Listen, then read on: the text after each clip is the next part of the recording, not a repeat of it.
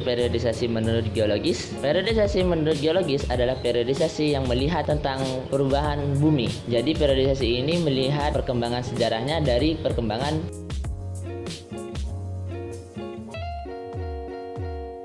zaman Arkaikum. Zaman ini berlangsung selama 2500 juta tahun yang lalu. Pada saat itu kulit bumi masih panas sehingga belum terdapat kehidupan.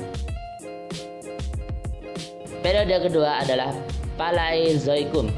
Zaman ini terjadi berlangsung selama 340 juta tahun yang lalu. Makhluk hidup yang muncul pada zaman ini seperti mikroorganisme, ikan, amfibi, reptil, dan binatang yang tidak bertulang. Zaman ini sering disebut juga zaman primer.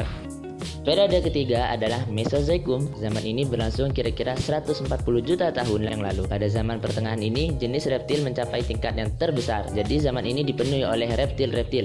Zaman ini juga disebut zaman sekunder dan zaman pertengahan, karena setelah zaman ini punah, akan muncul zaman selanjutnya, hewan-hewan selanjutnya. Oke, yang terakhir adalah zaman Neozoikum. Zaman ini disebut zaman kehidupan baru dan dibedakan menjadi dua zaman. Yang pertama adalah Tersier atau zaman ketiga. Zaman ini berlangsung selama 60 juta tahun yang lalu. Zaman ini ditandai dengan perkembangan jenis binatang menyusui seperti kera.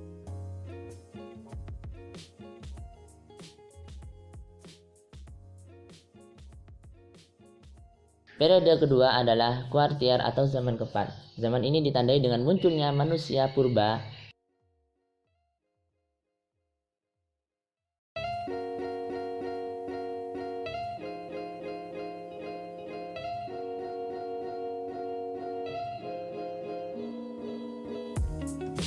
Oke teman-teman.